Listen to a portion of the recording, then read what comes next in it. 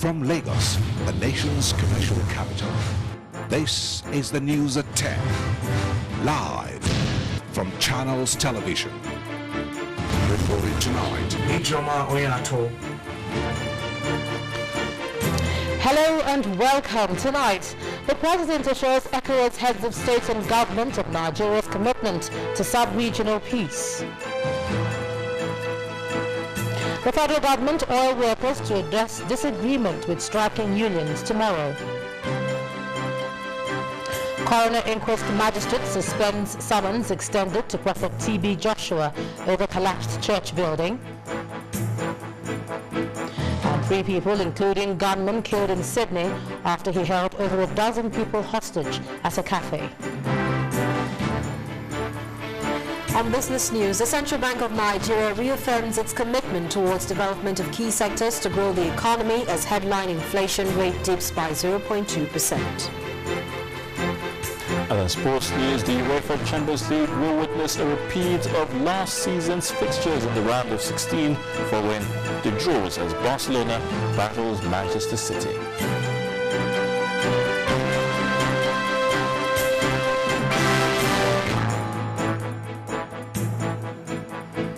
Stamping out terrorism in the West African sub-region is the major reason why over 5 heads of state and government are in Abuja, Nigeria's capital city. The summit, which is the 46th session of the ECOWAS regional meeting, considered issues of funding for the Ebola virus disease and terrorism, among others. Our State House correspondent Chukwuma reports.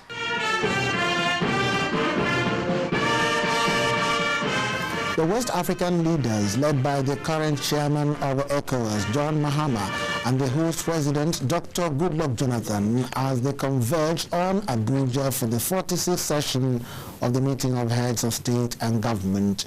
None of the presidents of the countries being ravaged by Ebola is present. But of significance is the presence of the interim president of Burkina Faso, who will lead the country's effort to return to democratic rule. All the speakers touched on the ravaging effects of Ebola and terrorism, with President Jonathan calling for more donations. We must also admit that our sub-region continues to face many serious challenges. Prominent among these challenges before us today is the ravaging Ebola epidemic. The last 6 months have witnessed the negative impact of the Ebola virus disease in the region. Since its outbreak in March this year, the disease has resulted in over 7,000 deaths, apart from negatively impacting our economies. I therefore call on member states as well as our development partners and the international community at large to contribute generously to the ECOWAS Regional Solidarity Fund to fight the Ebola virus disease. On his part, the chairman of ECOWAS and the president of Ghana, Mr. John Mahama, said the setback created by Ebola and terror attacks will have serious consequences in Africa if not checked. Terrorism or lack of security in one West African nation reflects negatively on the whole of our sub-region.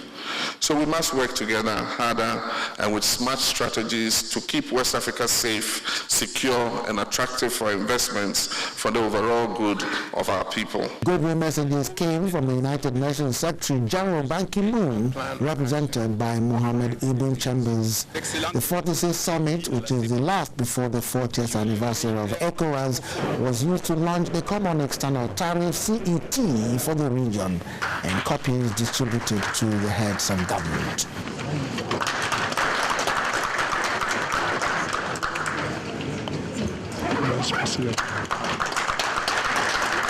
The life of ECOWAS has been characterized by events made worse by the recent outbreak of Ebola and the new wave of terrorism. But they here express a solidarity to tackle all the problems frontally, hoping that peace and stability will soon return in the sub-region. Chukwuma Onwekusi, Channels Television News. Now, apart from the challenge of tackling terrorism, another major concern the government has right now is the resolution of the crisis in the oil sector. The oil workers, under the platform of the Petroleum Natural Gas Senior Staff Association of Nigeria, commenced a 3-day warning strike across the country today, crippling activities in the nation's capital, Abuja.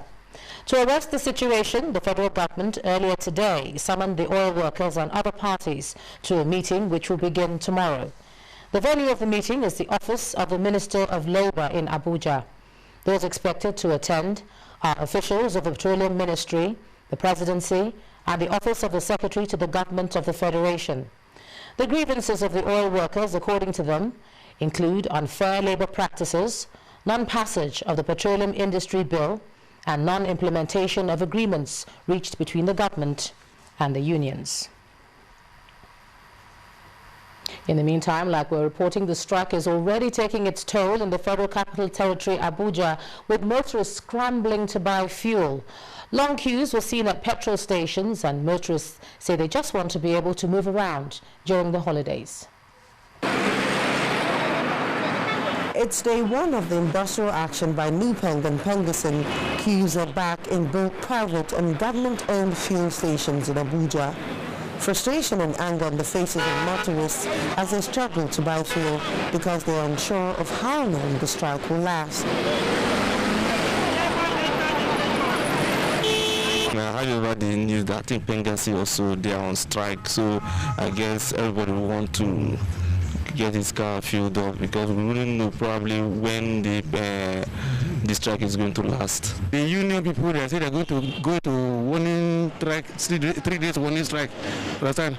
So I'm just surprised to see this kind of a crowd here. I don't know next week, I don't know. I'm very, very surprised. Whenever we have a big occasion, the time like Christmas and the Salah and Nupeng and other companies will go on strike. Does it mean that they have the power more than the federal government of Nigeria? Meanwhile, Guineans continue to chant solidarity songs, promising to enforce the industrial action unless government takes steps to address the issues. Pengerson has directed that all its branches nationwide should proceed on an industrial action. This is to drive home our points that we have been trying to negotiate with government. There are other issues in the industry like the Petroleum Information Bill, which has not been passed in the National Assembly. There are issues of roads, bad roads, which tankers are falling all over. We've been trying to address these issues, but the management keeps sending representatives that cannot take decision. Nigerian Nuclear Agency have been pushing for a good and accommodating condition of service for over 8 years to 2004, and up to now the government did not deem it fit, deem it good to give the Nigerian Nuclear Authority a good condition of service with other that we comparable with other sister agencies in the ministry. One thing that is sure is that it will cause more hardship for Nigerians should it be allowed to continue without resolution of the dispute between government and the oil workers. Now, the founder of the Synagogue Church of All Nations, Prophet Temitope Joshua, will not be appearing before the coroner's inquest, at least not for now, as the coroner, Chief Magistrate Oyetade Komalafe, has suspended his appearance pending the determination of his suit before Justice Latifat Okunu of Anikeja High Court. Magistrate Komalafe had earlier issued a witness summons on Prophet TB Joshua, but instead he filed a suit against the magistrate and further applied for a stay of proceedings of the inquest. The coroner had earlier dismissed the application to stay proceedings on the grounds that the application was an abuse of court process.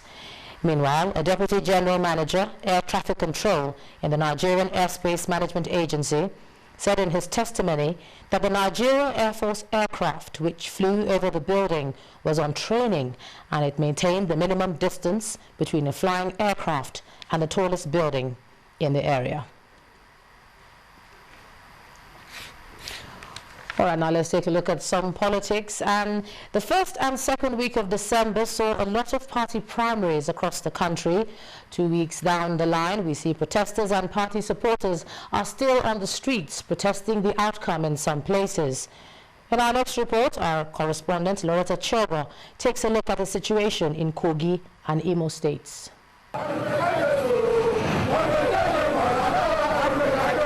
The The PDP governorship primaries might have come and gone, but not the controversies and complaints. The state office of the PDP on Okigwe Road is on total lockdown as some youth groups from the 27 local government areas of the state stage a protest calling for the amendment of the PDP governorship primaries result, which they claim was manipulated to favor a particular candidate. Saying is that Imo State has overgrown the politics of rascalism, the politics where a few will conspire and deny people of justice, the politics where a few will conspire and subvert the collective will of the people. We will never agree. We will never agree. Because of the issue of the candidates of Mr. Senator Ifeanyi Chukwu Ararume that won the primary election in Imo State. But unfortunately, we are having another person on the pages of newspaper, and the Imolites are not happy. You can see the crowd here showing that we are not happy with whatever the PDP National Working Committee is doing in Abuja. If there is no Ararume, there is no PDP in Imo State. The state secretary of the party, Mr. George Egu, attempted to calm the youth, assuring them of the efforts of the national leadership of the party to resolve the issue amicably. We don't like violence. We are peace-loving and we believe in justice. Yes. Okay. I have heard you. I have seen what you've written. Please, I want to assure you that justice will be done.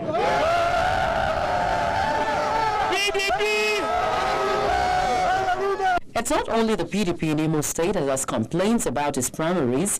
Some protesters from Olu Senatorial District of Imo State stormed the government house in Owerri, protesting the result of the senatorial primaries of the All Progressives Congress in the area, saying it was marred with irregularities. This election is not free and fair. This election, Wuru Day inside. These were the people that actually voted. We, the delegates, did not vote. I personally, I did not cast my vote that very day. I ran away from my dear life because I cannot risk my life for any election. Those that casted vote that very day, they were not delegates. Protesters insist that this matter be looked into before the elections commence. And in Kogi State, 2 APC senatorial aspirants are not happy with the results. They claim the materials for the primaries were diverted to a private residence. APC is almost like an empty shell in Kogi State. The minority leader has gone, the member representing him has gone, just because of the way Dino Milaye and his hoodlums are snatching electoral materials and tumbling it in their house. So most people are aggrieved and an illusion, a delusion about what APC really stands for. We thought APC is a vehicle to the positive change, but we realize that we are only joking. We have an empire in our midst that is disturbing our oneness, that is disturbing our progress. And since we believe in oneness, since we believe in progress, we decide to seek abode in the accord. So I tell you authoritatively that I am now a member of Accord Party.